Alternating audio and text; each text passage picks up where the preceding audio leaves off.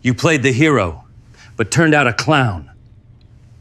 My name is Carter Hawthorne, and I'm about to tell you how my wife tried to destroy me at her own law firm's opening party.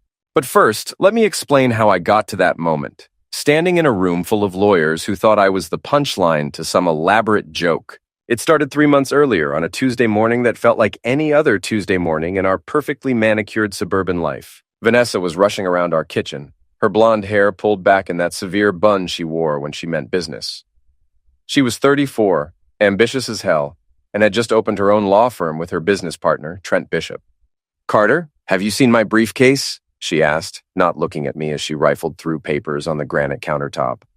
"By the front door where you left it last night when you came home at midnight," I said, sipping my coffee. I was 38, made decent money as a tech consultant, and had the kind of dry sense of humor that either made people laugh or want to punch me. Usually both. She paused, finally looking at me with those green eyes that used to make my knees weak. Now they just made me tired. "I was working late. You know how important this firm is to me." "Right, working late. With Trent." "Don't start, Carter." But I was already starting, because something had been gnawing at me for weeks. The late nights, the hushed phone calls, the way she'd started calling me her test-run husband in front of her friends. I thought it was a joke at first. "Ha ha, very funny, Vanessa." Except she kept saying it. Our daughter Emily walked into the kitchen, backpack slung over her shoulder. She was 12, had my dark hair and Vanessa's sharp intelligence, but thankfully inherited my ability to see through BS. "Mom, are you really going on another work trip this weekend?" Emily asked. Vanessa's jaw tightened. "It's a conference, very important for the firm."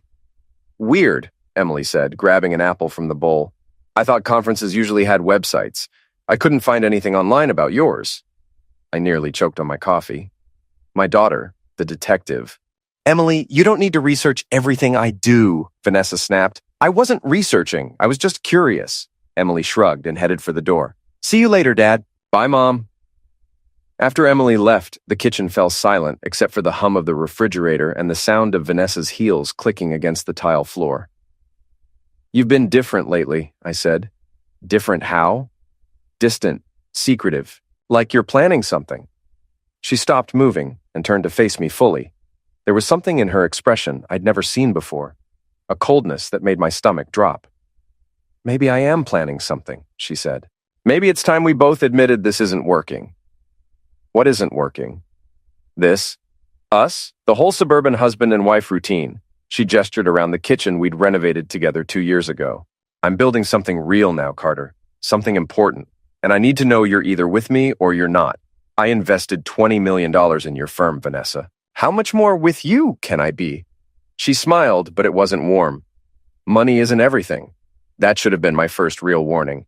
But I was still thinking like a husband instead of like a target. The next few weeks passed in a blur of mounting tension. Vanessa worked later and later.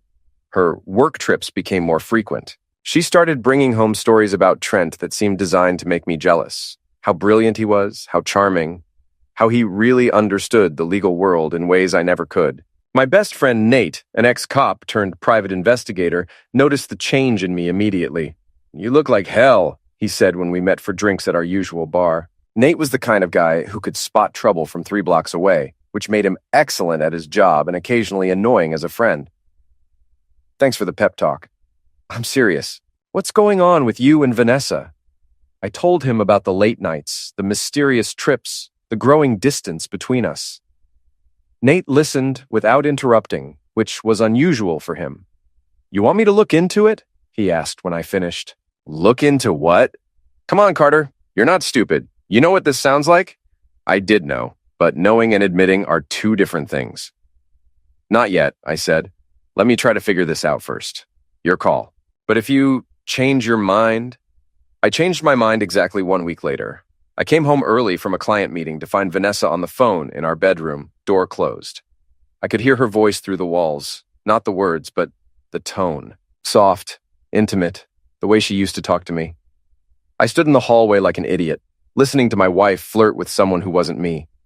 When she came downstairs 20 minutes later, she was back to business mode. "How was your meeting?" she asked. "Fine. How was your call?" "Just work stuff. Listen, I need to talk to you about something." My heart started pounding. This was it. She was going to confess everything, apologize, and we'd figure out how to fix this mess. The firm is having its official opening party next Friday, she said. All our investors will be there, plus potential clients, other lawyers in the city. It's a big deal. Okay, I need you to be there, and I need you to be supportive. Supportive how? Just don't embarrass me, Carter, please. This is the most important night of my career. I stared at her, trying to understand what she was really saying. Have I ever embarrassed you before? No, but... She paused, choosing her words carefully. You have a tendency to be sarcastic when you're uncomfortable. And you're going to be uncomfortable. There will be a lot of people there who are more successful than you, more sophisticated. I just need you to remember that you're representing me. Representing her. Like I was her employee instead of her husband. I'll be fine, Vanessa. Good. Wear the Navy suit and maybe tone down the jokes. She kissed my cheek and headed upstairs, leaving me standing in our living room wondering when I'd become someone she needed to manage instead of someone she wanted to be with. That night, I called Nate. I need you to look into something, I said. About time. What do you need? Everything. Phone records, credit card statements, travel history. I need to know what my wife is really doing. This is going to hurt, you know. It already hurts. Nate had preliminary results within 48 hours. He came to my office instead of calling, which told me everything I needed to know before he opened his mouth. It's bad, he said, sitting across from my desk with a manila folder in his hands. How bad? Hotel rooms registered to the firm but used by Vanessa and Trent, dinners for two charged to business expenses, and Carter... He paused, looking genuinely sorry. They're not even trying to hide it. I've got photos of them together, at restaurants, holding hands, kissing. It's been going on for at least 6 months. 6 months. Half a year of lies, of me being the clueless husband while she built a new life with someone else. There's more, Nate said. I did some digging into the firm's finances. Your $20 million. It's not being used the way they told you it would be. A lot of it's going toward personal expenses. Luxury office furniture, expensive dinners, a company car that Trent drives. Is that illegal? Depends on what your investment agreement says, but it's definitely shady. I leaned back in my chair, trying to process everything. My wife was cheating on me with her business partner, using my money to fund their affair, and planning to humiliate me at her opening party. What do you want to do? Nate asked. I want to go to that party, I said, and I want to be very, very supportive. The night of the opening party, I put on my Navy suit like Vanessa had requested. I even skipped the sarcastic tie I'd been planning to wear. I wanted to look like the perfect, supportive husband, right up until the moment I wasn't. The party was held at the firm's new offices downtown, a sleek, modern space, with floor-to-ceiling windows and enough marble to build a small monument. Vanessa had spared no expense, which made sense since most of the expense was mine. I arrived fashionably late, just as Vanessa was giving her opening remarks to the crowd of lawyers, potential clients, and investors. She looked stunning in a black cocktail dress I'd never seen before, probably bought with firm money. And I couldn't have done any of this without the support of my incredible business partner, Trent Bishop, she was saying as I walked in. Trent stepped forward, all smiles and expensive suit. He was 41, had the kind of aggressive good looks that probably worked well in courtrooms, and was currently sleeping with my wife. Thank you, Vanessa, he said, his voice carrying easily across the room. Building this firm has been the most rewarding experience of my professional life. Working so closely with someone as brilliant and dedicated as Vanessa has been. He paused, looking directly at her with an expression that made my hands clench into fists. Well, it's been life-changing. The crowd applauded. I noticed several people glancing in my direction, probably wondering why the husband looked like he wanted to homicide someone. After the speeches, I made my way through the crowd, accepting congratulations and making small talk. Everyone wanted to know how proud I must be of Vanessa. How exciting it must be to watch her build something so impressive. You must feel like you're married to a celebrity, said Julia, the firm's office manager. She was a gossipy woman in her 50s who seemed to know everyone's business. Something like that, I said. Of course, we all know how much you've supported her, Julia continued. Vanessa tells us you're her test-run husband. So funny. Like she's practicing for the real thing. I felt something cold settle in my stomach. She says that a lot? Oh, all the time. Just yesterday, she was joking about how patient you are, letting her figure out what she really wants in a partner. She says you're like training wheels. Necessary for now, but eventually you outgrow them. Julia laughed like this was the funniest thing she'd ever heard. I managed to smile and excuse myself before I said something I'd regret. I found Vanessa near the bar, surrounded by admirers. She saw me approaching and her smile became strained. Carter. There you are, everyone. This is my husband. The famous test run husband. Someone called out and the group laughed. Oh, and that's me, I said. Still in training after 14 years of marriage. The laughter became uncomfortable. Vanessa's eyes flashed with warning. Carter has such a sense of humor, she said quickly. Sometimes too much of one. I was about to respond when Trent appeared at her elbow, close enough that their arms were touching. Everything okay here? He asked, but he was looking at me like I was a problem that needed solving. Perfect, I said. Just enjoying all the jokes about my marriage. They're not jokes, Carter, Vanessa said, her voice sharp enough to cut glass. They're observations. The group around us went quiet. I could feel everyone watching, waiting to see what would happen next. Observations, I repeated. About how I'm just practice for the real thing? Maybe we should talk about this later, Trent said, stepping slightly in front of Vanessa like he was protecting her. From me, her husband. That's when something snapped. Actually, let's talk about it now, I said, loud enough for half the room to hear. Since everyone seems to know so much about my marriage already. Carter, don't, Vanessa hissed. But I was done taking orders from her. You want to know what's funny? I said to the crowd that was now openly staring. My wife thinks I'm her test-run husband, practice for when she finds someone better. Someone like her business partner, who she's been sleeping with for the past 6 months. The silence that followed was deafening. Vanessa's face went white, then red. How dare you? How dare I what? Tell the truth? Show everyone the photos my private investigator took of you and Trent at the Marriott last Tuesday? I pulled out my phone, where Nate had loaded several very clear photographs of Vanessa and Trent in what could generously be called a compromising position. Carter, stop, Trent said, moving toward me. Or what? You'll sue me? With what money? Because as of right now, I'm pulling my investment from this firm, all 20 million of it. The crowd gasped. Someone dropped a glass. You can't do that, Vanessa said, but her voice was shaky. Actually, I can. I had my lawyer review the investment agreement yesterday. There's a morality clause that allows me to withdraw funding if either partner engages in behavior that could damage the firm's reputation. I'd say sleeping with your business partner while married to your primary investor qualifies. I looked around the room at all the shocked faces, the lawyers, and potential clients who were getting a very different show than they'd expected. So congratulations, everyone. You just witnessed the dissolution of Bishop and Hawthorne Law. Hope you enjoyed the party. I turned to leave, but Vanessa grabbed my arm. Wait, she said desperately. We can fix this. We can work something out. I looked at her hand on my arm, then at her face. For a moment, I saw a glimpse of the woman I'd fallen in love with 15 years ago. But it was too late for that woman.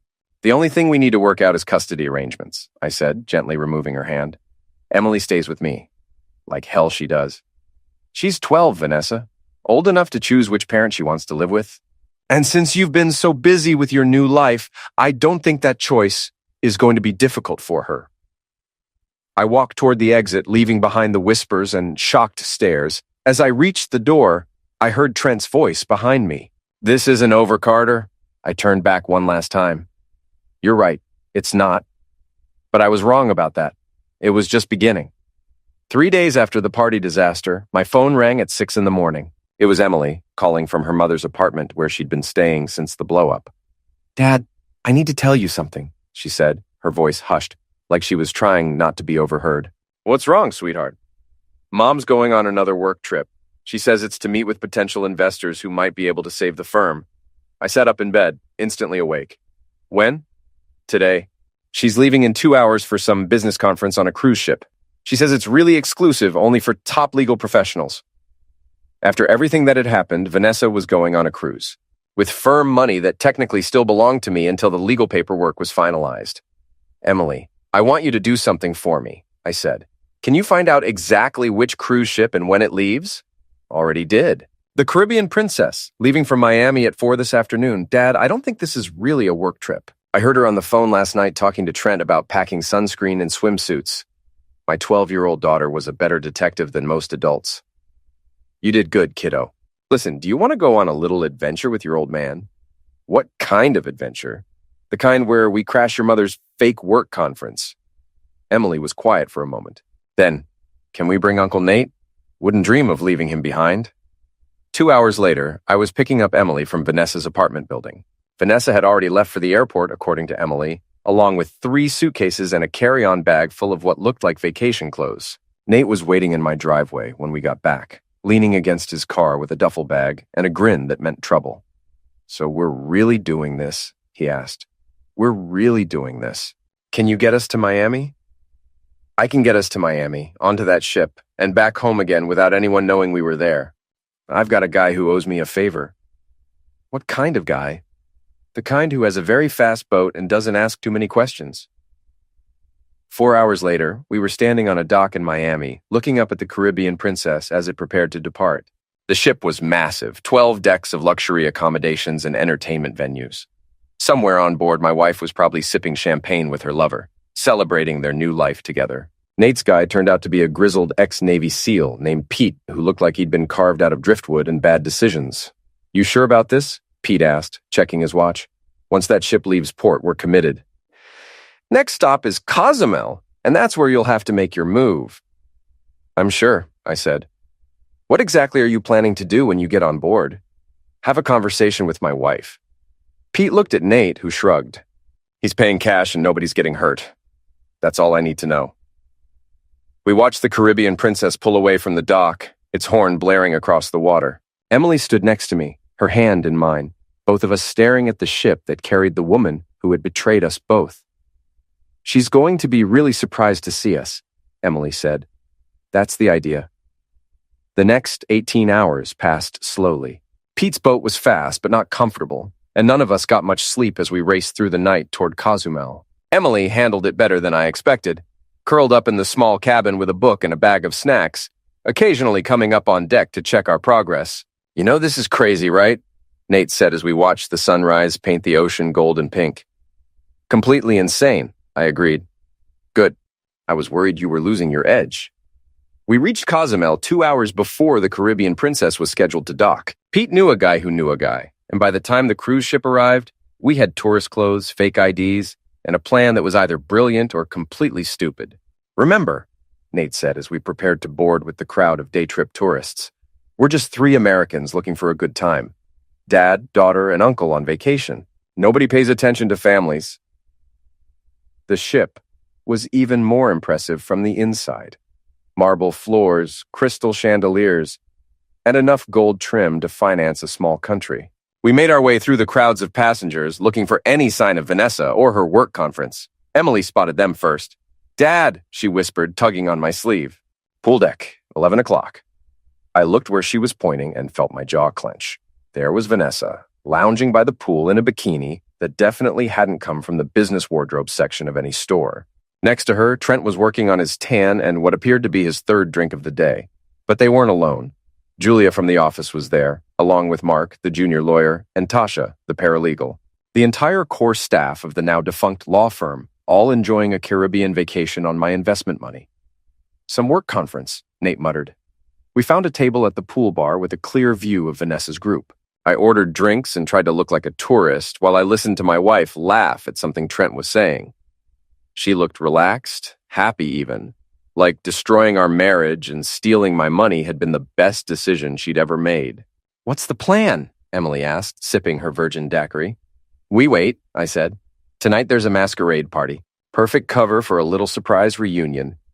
The masquerade party was held in the ship's main ballroom, a cavernous space with a dance floor, multiple bars, and enough shadows to hide an army. We'd bought masks from the ship's gift shop.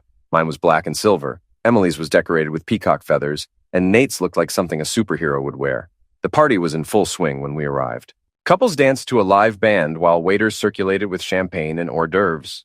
It took me 10 minutes to spot Vanessa through the crowd of masked faces. She was wearing a red dress that hugged every curve and a gold mask that made her look like a beautiful, dangerous stranger. Trent was beside her in a white dinner jacket, playing the part of the successful lawyer celebrating a major victory. I waited until they were alone at one of the smaller bars, then made my move. "Excuse me," I said, stepping up beside Vanessa. "I couldn't help but notice you from across the room. You look familiar." She turned toward me, smiling the way people do at parties when they're trying to be polite to strangers. "I don't think we've met," she said. Oh, but we have. 14 years ago, in fact. You promised to love, honor, and cherish me, remember? I pulled off my mask. The color drained from Vanessa's face so fast I thought she might faint. Trent's drink slipped from his hand and shattered on the floor. Carter, Vanessa whispered, what are you doing here? Attending your work conference, I said loudly enough for nearby couples to hear. Though I have to say, it's not what I expected. Where are all the legal seminars, the networking events, the professional development workshops? How did you find you? It wasn't hard. You're not as smart as you think you are, Vanessa. Neither of you are. Trent finally found his voice. You need to leave. Now. Actually, I think I'll stay. This is a public venue, and I paid for these tickets just like everyone else. Well, technically, I paid for your tickets too, since you're using money you stole from me. We didn't steal anything, Vanessa hissed, looking around nervously as more people began to notice the commotion. Really? Because I have bank records showing that firm funds, my investment funds, were used to pay for this little vacation. 5 first-class tickets, premium suites, unlimited beverage packages. That's about $60,000 of my money you're spending on margaritas and sunbathing. The firm needed team building. The firm is dead, Vanessa. You eliminated it when you decided to turn it into your personal piggy bank and dating service. By now, we had drawn a significant crowd. Other passengers were openly staring, some holding up phones to record the drama. The band had stopped playing. You're embarrassing yourself, Trent said, stepping closer like he was going to do something about it. I'm embarrassing myself? I'm not the one who's cheating on his wife with his business partner. Oh, wait, did I forget to mention that Trent is married too? His wife Sarah is probably at home right now, wondering why her husband needed to go on a business trip with his female partner. Trent's face went red. Shut up. Or what? You'll sue me? With what law firm? You'll fight me? In front of all these witnesses and cameras? I gestured to the crowd of passengers who were now openly filming our confrontation. Face it, Trent. You're a cheater, a thief, and a coward. And now everyone knows it. That's when Trent made his mistake. He grabbed my arm and tried to push me away from Vanessa. I'm not a fighter, never have been. But I'm not weak either. And I had the advantage of righteous anger and a year of working out with a personal trainer. When Trent put his hands on me, I responded by grabbing his expensive white dinner jacket and using his own momentum to send him stumbling backward, right into the pool. The splash was magnificent. Trent went under completely, came up sputtering and cursing, his perfect hair plastered to his head, and his white jacket now transparent and clinging to his soft lawyer's body. The crowd cheered. Someone started clapping. You son of a witch! Trent shouted, trying to climb out of the pool with whatever dignity he had left. That's Mr. Son of a Witch to you, I said, then turned back to Vanessa. As for you, dear wife, I have something for you. I pulled an envelope from my jacket pocket and handed it to her. Divorce papers, already filed. I'm citing infidelity, fraud, and irreconcilable differences. You'll also find a lawsuit for recovery of the $20 million you and your boyfriend stole from me, plus interest and damages. Vanessa's hands shook as she took the envelope. I'm also suing for full custody of Emily, who, by the way, is the one who figured out you were lying about this being a work trip. Our 12-year-old daughter is smarter than both of you combined. Emily's here? Vanessa looked around frantically. Right here, Mom, Emily said, appearing at my side with Nate behind her. She'd taken off her mask, and her expression was colder than I'd ever seen it. Sweetheart, I can explain... Explain what? How you've been lying to me for months? How you stole Dad's money? How you brought your boyfriend on a fake work trip and left me with a babysitter so you could play house with him? Emily's voice carried across the silent ballroom. Every person in the room was hanging on her words. It's not what it looks like, Vanessa said weakly. It looks like you destroyed our family for a man who can't even swim properly, Emily said, glancing at Trent, who was still dripping pool water and trying to cover himself with a cocktail napkin.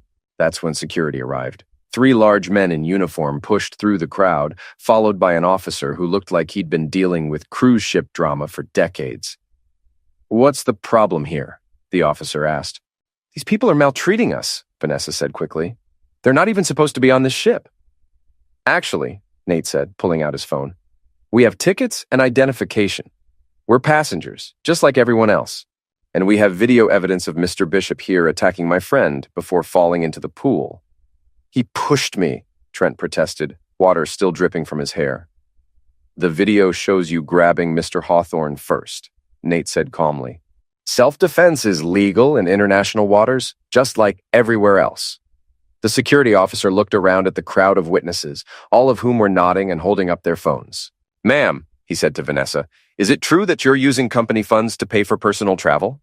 "That's a private business matter."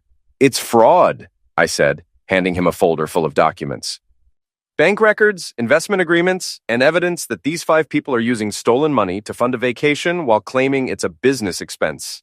The officer flipped through the papers, his expression growing more serious with each page. "I'm going to need all of you to come with me," he said finally. "All of us?" Vanessa asked. "Ma'am, you're looking at potential charges of fraud, theft, and filing false insurance claims. The ship's legal department will need to sort this out before we reach the next port." As security began escorting Vanessa and her crew away, she turned back to me one last time. "This isn't over, Carter." "You're right," I said. "It's not. But the next time we see each other, it'll be in divorce court, and I promise you, that's going to be even more fun than this." The crowd burst into applause as Vanessa and Trent were led away, both of them soaked in pool water and humiliation. Emily slipped her hand into mine as we watched them disappear into the ship's security office. "Dad?" "Yeah, kiddo. Next time Mom goes on a work trip, can we just send her a postcard instead?" I laughed for the first time in months. Deal. We flew back to Miami the next morning after giving our statements to the ship's legal department and the FBI agents who met us at port. Vanessa and her crew were detained for questioning, their vacation officially over. The ride home gave me time to think about what came next. The divorce papers were filed, the fraud case was in the hands of federal prosecutors, and Emily had made it clear she wanted to live with me. But I knew Vanessa wouldn't go down without a fight.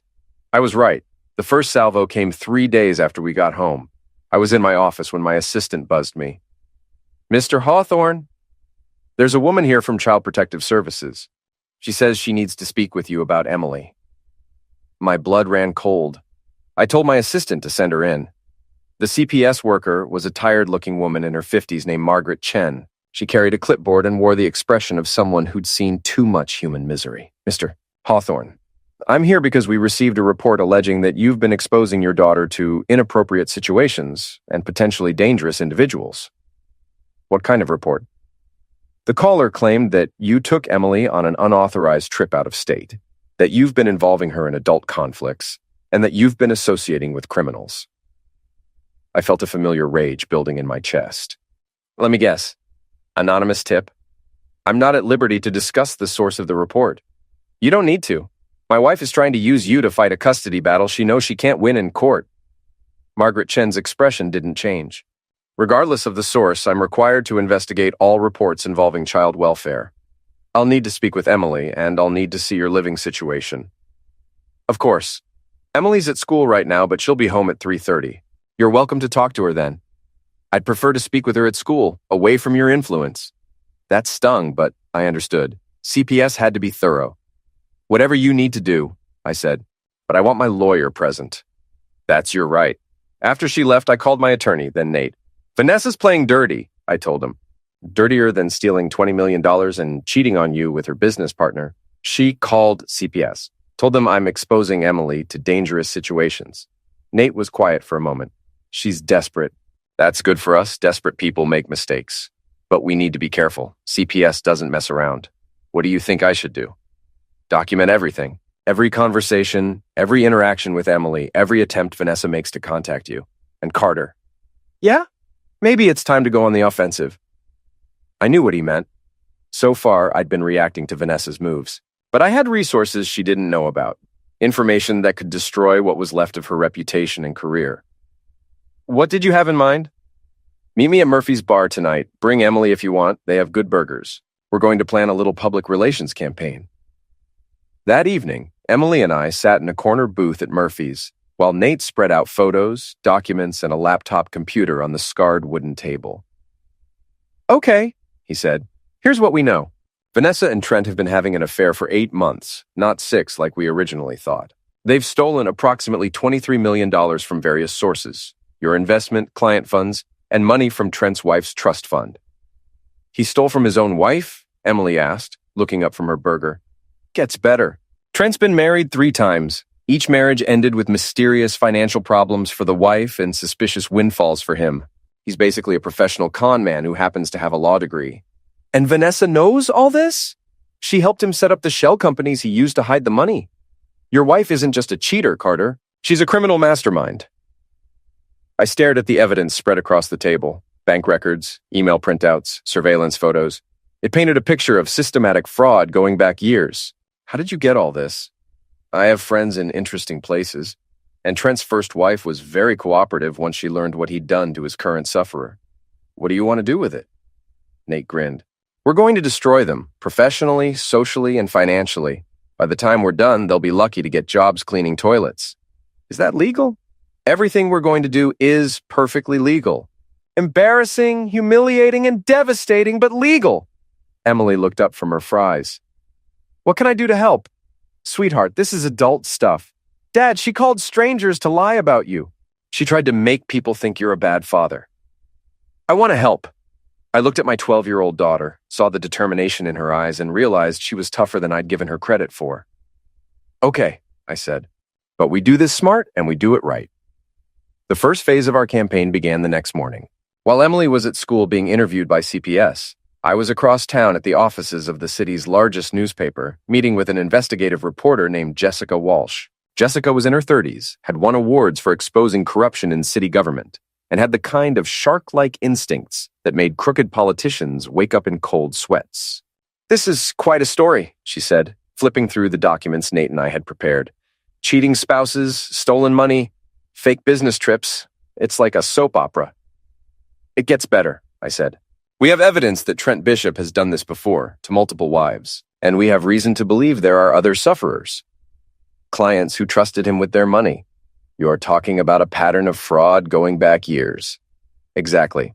And the legal community needs to know about it before he finds another partner to scam. Jessica leaned back in her chair, studying me with sharp brown eyes.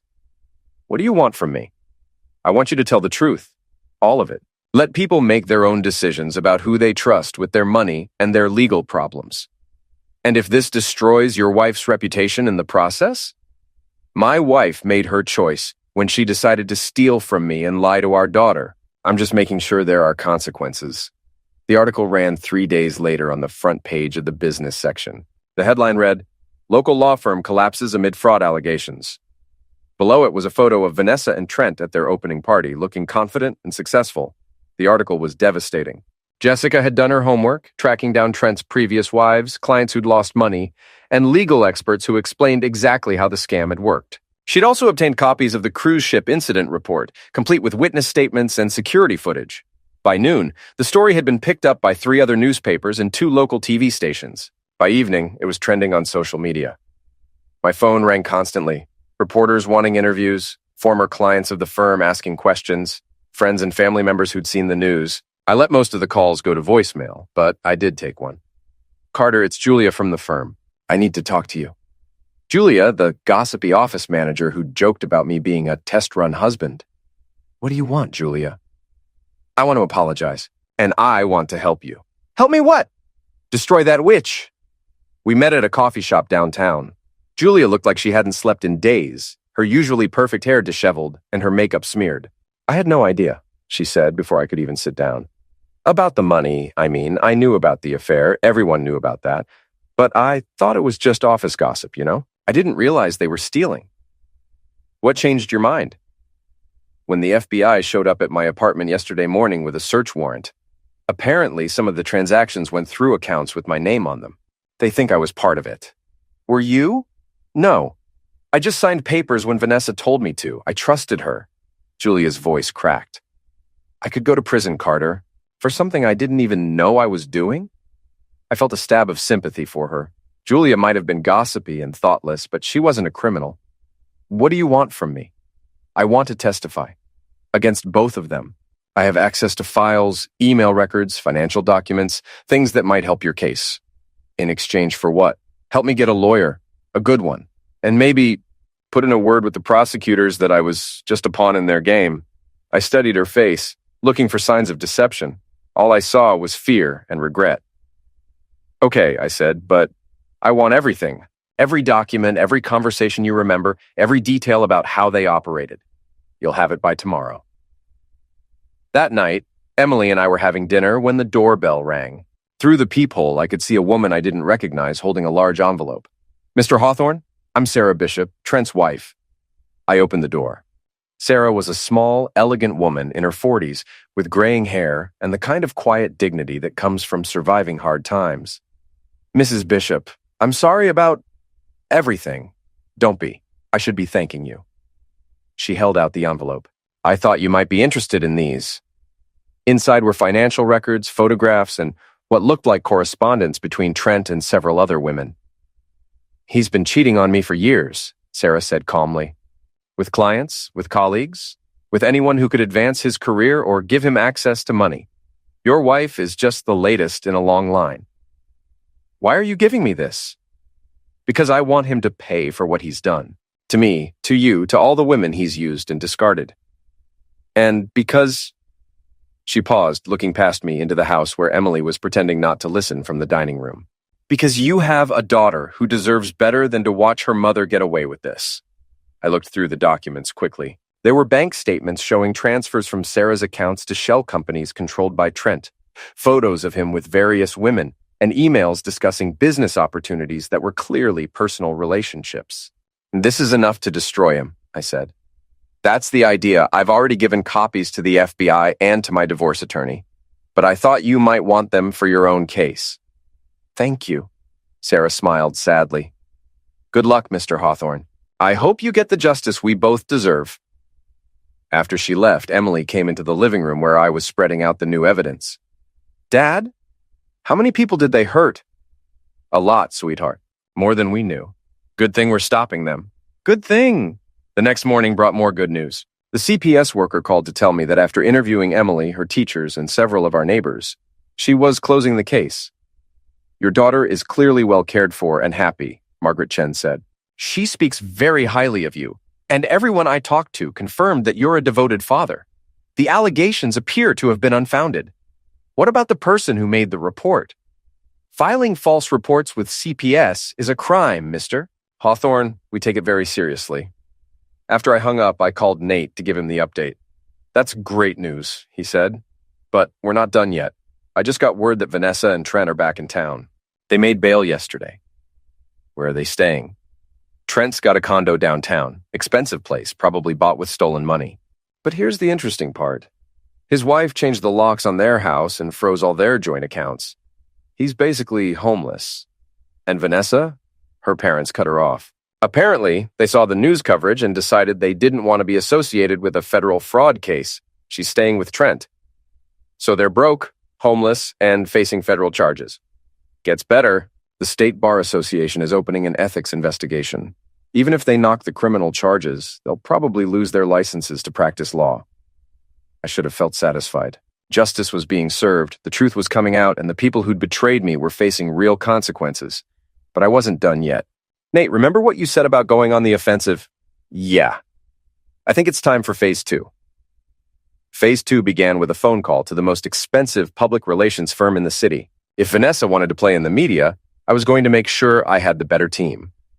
"Mr. Hawthorne," said Rebecca Martinez, the firm's senior partner, "I've been following your story in the news. Quite a situation. It's about to get more complicated. My wife and her partner are going to try to rehabilitate their image, probably by painting me as a vindictive ex-husband who's making false accusations. And you want to control the narrative. I want to tell the truth, all of it, before they have a chance to spin their version." Rebecca leaned forward in her chair. She was a sharp-dressed woman in her 50s who'd made her reputation managing crisis communications for politicians and celebrities. "What exactly are you proposing?" "A coordinated media campaign, press conferences, interviews, social media presence. I want everyone in this city to know exactly what Vanessa Hawthorne and Trent Bishop did, and I want them to hear it from me first. That's going to be expensive. I can afford it. It's also going to be brutal. Once you go public like this, there's no taking it back. Your personal life becomes an open book." "My personal life is already an open book. The difference is, now I get to write the chapters." Rebecca smiled. "I like you, Mr. Hawthorne. When do we start?" We started immediately. Within 24 hours, I had a social media team, a press secretary, and a schedule of interviews with every major news outlet in the region. The first interview was with Channel 7's Morning Show, a friendly local program that usually covered charity events and restaurant openings. But the host, Maria Santos, was a former investigative reporter who knew how to ask the right questions. Mr. Hawthorne, thank you for joining us this morning. I know this is a difficult time for you and your family. Thank you for having me, Maria. You're right, it has been difficult. But I think it's important for people to understand what really happened here. Let's start at the beginning. When did you first suspect that something was wrong in your marriage? I told the story carefully, sticking to facts and letting the timeline speak for itself. The late nights, the mysterious trips, the cruel jokes about being a test-run husband. I showed the cruise ship photos, the financial records, the evidence of systematic fraud. This must have been devastating for your daughter, Maria said. Emily is the strongest person I know. She's the one who figured out that her mother was lying about the work conference. She's also the one who insisted on coming with me to confront them. Some people might say that exposing a child to that kind of situation was inappropriate. Some people might say that stealing $23 million and abandoning your family for your business partner is inappropriate. Emily deserves to know the truth about what happened to our family. The interview ran for 30 minutes and was replayed throughout the day. By evening, the video had been shared thousands of times on social media, but Vanessa wasn't going to take it quietly. 2 days later, she held her own press conference outside the federal courthouse. I watched it live on my computer with Emily and Nate beside me. Vanessa looked different than she had at the cruise ship party. Thinner, older, with dark circles under her eyes that makeup couldn't quite hide, but she still carried herself with the confidence of someone who believed she could talk her way out of anything. I want to address the recent allegations against me and my business partner, she said, reading from a prepared statement. These charges are the result of a vindictive campaign by my estranged husband, who is angry about our impending divorce. She's really going to play the sufferer card, Nate muttered. The truth is, Vanessa continued, Carter Hawthorne is an abusive, controlling man who has been trying to destroy my career for years. When I finally found the courage to leave him, he used his wealth and connections to fabricate evidence against me. That's a lie, Emily said, jumping up from the couch. I know, sweetheart. Everyone who matters knows. On screen, Vanessa was taking questions from reporters. Mrs. Hawthorne, what about the photographs from the cruise ship? How do you explain being on vacation while claiming to be at a business conference? Those photographs were taken out of context. We were attending a legitimate legal conference that happened to be held on a cruise ship. Many professional organizations hold conferences in unique venues. What about the financial records showing that firm funds were used for personal expenses? All expenses were legitimate business costs. My husband is a tech consultant, not a lawyer. He doesn't understand how law firms operate. I had to admire her audacity. She was lying through her teeth, but doing it with complete conviction. Mrs. Hawthorne, your husband claims you called him a test-run husband in front of colleagues. Is that true? For the first time, Vanessa hesitated. That's a private matter between spouses. I never meant for those words to be hurtful. So you did say it? No comment. The press conference lasted 20 minutes and accomplished exactly what I'd hoped it would. Vanessa came across as defensive, evasive, and unconvincing. The reporters clearly didn't believe her story. But she wasn't done fighting. The next escalation came in the form of a lawsuit. Vanessa and Trent sued me for defamation, claiming I had knowingly made false statements that damaged their reputations and careers. It's a desperate move, my lawyer, David Kim, explained when we met to discuss their complaint. They're hoping to tie you up in litigation and make you look like the aggressor. Can they win? Not a chance. Everything you've said publicly is either documented fact or protected opinion. But they can make your life miserable for the next year or two. What do you recommend? We countersue for fraud, breach of fiduciary duty, intentional infliction of emotional distress, and anything else I can think of. We ask for damages that will bankrupt them for the rest of their lives. Do it. The legal war escalated quickly. Depositions, document requests, motions, and counter-motions. Both sides hired expensive lawyers and began the slow, grinding process of destroying each other in court. But the real battle was being fought in public. Vanessa and Trent hired their own PR firm and began their own media campaign. They appeared on talk shows, gave interviews to sympathetic bloggers, and started a social media campaign with the hashtag #TruthAboutCarter. Their strategy was simple: paint me as a wealthy, powerful man who was using his resources to destroy his innocent wife. They claimed I was controlling, abusive, and vindictive. They said I had turned our daughter against her mother and was using Emily as a weapon in our divorce. It might have worked if I hadn't been prepared. For every interview Vanessa gave, I released new evidence. Bank records, emails, witness statements. When she claimed I was abusive, I released recordings of her laughing about her test-run husband with her colleagues. When she said I was controlling, I showed documentation of her secret credit cards and hidden bank accounts. The public began to choose sides. Team Carter versus Team Vanessa played out on social media, in newspaper comment sections, and at dinner parties across the city. But the most important battle was yet to come. Emily had been handling everything remarkably well, considering her mother was publicly calling her father a misuser. She continued going to school, doing her homework, and helping me prepare our case. But I could see the stress wearing on her.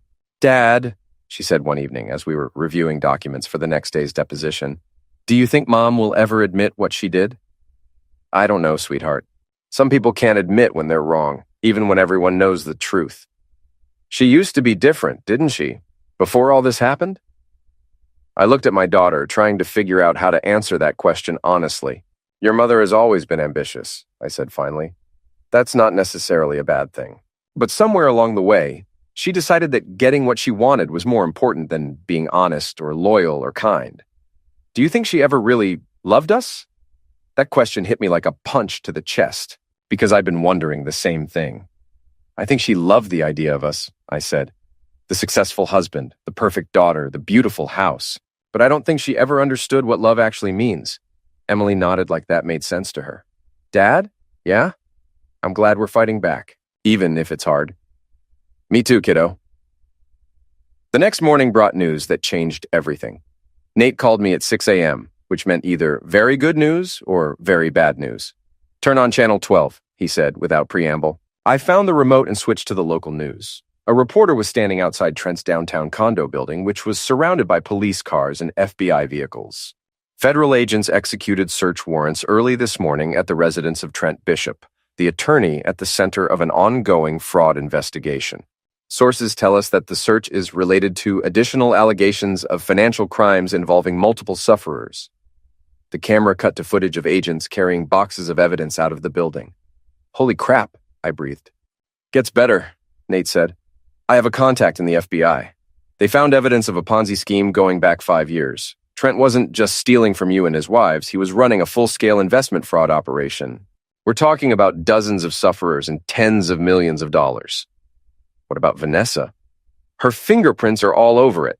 Bank accounts, shell companies, forged documents. She wasn't just sleeping with him. She was his partner in crime."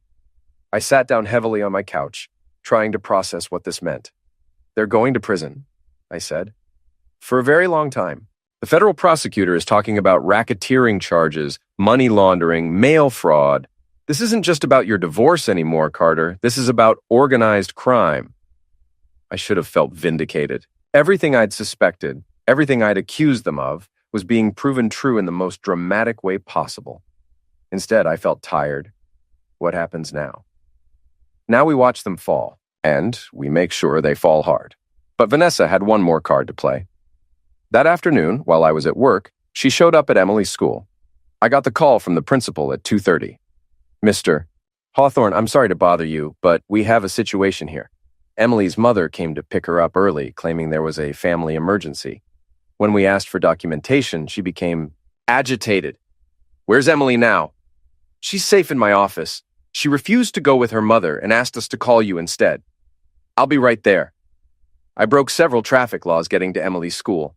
When I arrived, I found Vanessa in the principal's office, arguing with 2 police officers who had apparently been called when she refused to leave. Emily was sitting in a chair next to the principal's desk, looking small and scared, but determined. "Carter, thank God," Vanessa said when she saw me. "Tell them I have a right to see my daughter. You have a right to supervised visitation," I said, "which you've been ignoring for the past month. The court order says you can see Emily on weekends with supervision at a neutral location. It doesn't say you can show up at her school and try to take her without permission." One of the police officers stepped forward. "Mr. Hawthorne, we understand there's an ongoing custody dispute. We just need to make sure everyone follows the proper procedures. Of course. Emily, are you okay? She nodded and came to stand beside me. Mom said there was an emergency and I had to come with her right away. But she wouldn't tell me what kind of emergency, and she seemed weird. I looked at Vanessa more closely. Her hair was disheveled, her makeup smeared, and her hands were shaking slightly. Vanessa, when's the last time you slept? I'm fine. I just need to talk to my daughter. You need help, professional help. I need my family back, she shouted, loud enough that several teachers looked into the office. I need to fix this. You can't fix this, I said quietly. It's too late for that. It's not too late. We can work something out. Drop the charges, call off the investigation. I'll give you whatever you want. I want you to get help, and I want you to leave Emily alone until you do. Vanessa looked at me, then at Emily, then at the police officers who were clearly losing patience with the situation. This isn't over, she said finally. Yes, I said. It is. She left without another word, escorted by the police officers who made sure she got in her car and drove away. Emily and I stood in the parking lot watching her go. Dad, is Mom going to be okay? I don't know, sweetheart. I hope so. Do you still love her? I thought about that question for a long time before answering. I love the person she used to be, or the person I thought she was, but that person might never have existed in the first place. Emily took my hand. I'm sorry this is happening. Me too. But we're going to be okay. You and me, we're going to be just fine. I believed that. But I was about to learn that Vanessa had one final, desperate move to make, and it was going to be the most dangerous one yet. The call came at 3 a.m. on a Tuesday night in November. I woke to my phone buzzing insistently on the nightstand, the screen showing Nate's number. Carter, we have a problem, he said without preamble. Vanessa's missing. I sat up in bed, instantly awake. Missing how? She didn't show up for her court appearance yesterday. Her lawyer hasn't heard from her. The FBI went to Trent's condo to arrest them both, but only found him. Vanessa's gone. Maybe she ran, left town, left the country. That's what everyone thought, until about an hour ago. What happened an hour ago? Someone broke into your house, Carter. The alarm company called me when they couldn't reach you. I looked at my phone and saw 17 missed calls from the security company. I was asleep. The phone was on silent. I was already getting out of bed, pulling on clothes. How do you know it was Vanessa? Because she left a note. And Carter, you need to get Emily and get out of there, now. I ran down the hall to Emily's room. Her bed was empty. Emily! I shouted, running through the house, turning on lights, checking every room. She was gone. I found the note on the kitchen counter written in Vanessa's handwriting on a piece of my own stationery. Carter, I have Emily. She's safe, but we need to talk. Come alone to the old warehouse at Miller and 3rd Street. If you bring police or anyone else, you'll never see her again. This ends tonight. V. My hands were shaking as I called Nate back. She has Emily, I said. Jesus Christ. Okay, I'm calling the police. No, she said no police or I'll never see Emily again. Carter, you can't go alone. This woman has lost everything. She's desperate, possibly unstable. There's no telling what she might do. She's still Emily's mother. She's also a federal fugitive who just hijacked your daughter. I knew Nate was right, but the note was clear, and I couldn't risk Emily's safety. I'm going, I said, but I want you to track my phone if something goes wrong. I'll be 5 minutes behind you, and Carter, be careful. Desperate people do desperate things. The warehouse district was dark and empty at 3:30 a.m. Miller and 3rd was an old industrial building that had been abandoned for years, the kind of place where bad things happened in movies. I parked outside and sat in my car for a moment, trying to think clearly. Vanessa was cornered, facing decades in prison, her career destroyed, her reputation in ruins. She had nothing left to lose except Emily. And me. I got out of the car and walked to the front entrance. The door was unlocked. Inside, the warehouse was a maze of shadows and empty spaces. Moonlight filtered through broken windows, creating patches of silver on the concrete floor. Vanessa? I called out. Over here! I followed her voice deeper into the building, past rusted machinery and stacks of abandoned crates. I found them in what used to be the main assembly area, a large open space with a high ceiling and windows along the top. Emily was sitting in a chair about 20 feet away from me, her hands zip-tied behind her back, but otherwise unharmed. She looked scared but alert. "Dad," she called when she saw me. "I'm here, sweetheart. Everything's going to be okay." Vanessa stepped out of the shadows beside Emily. She looked terrible, thin, hollow-eyed, wearing the same clothes she'd had on at the school 3 days earlier. But she was holding a tool. "Hello, Carter." "Vanessa, let Emily go. Whatever this is about, it's between you and me." "No, it's about all of us. About our family. About what you've done to destroy everything I worked for." "What I've done?" "Vanessa, you stole $23 million. You cheated on me with your business partner. You lied to our daughter for months." "I made mistakes," she said, the tool wavering slightly in her hand. "But I never wanted it to end like this. I never wanted to hurt Emily." "Then don't. Put the tool down and let her go." "I can't go to prison, Carter. I won't survive it." "You should have thought of that before you decided to become a criminal." Her face twisted with anger. "I became what I had to become. You think it was easy being married to you? Mr. Perfect, with your sarcasm and your judgment and your complete inability to understand ambition? I supported your ambition. I invested my own money in your firm. You invested your money so you could control me, so you could be the big man, the successful husband with the lawyer wife. But you never really believed in me. That's not true. Isn't it? When I told you I wanted to start my own practice, what did you say?" I tried to remember. It felt like a lifetime ago. "I said it was risky. I said maybe you should wait a few years, get more experience. You said I wasn't ready. You said I should be patient. I was trying to be realistic. You were trying to keep me small." She screamed, and Emily flinched in her chair. "Just like everyone else in my life, my parents, my professors, my colleagues, everyone always telling me to wait, to be patient, to know my place." I could see tears streaming down her face now, but the tool never moved from its position pointed at Emily. "So I found someone who believed in me," she continued. "Someone who saw my potential and wanted to help me achieve it. Trent was using you, Vanessa, just like he used his other wives." "That's a lie. He's confessed.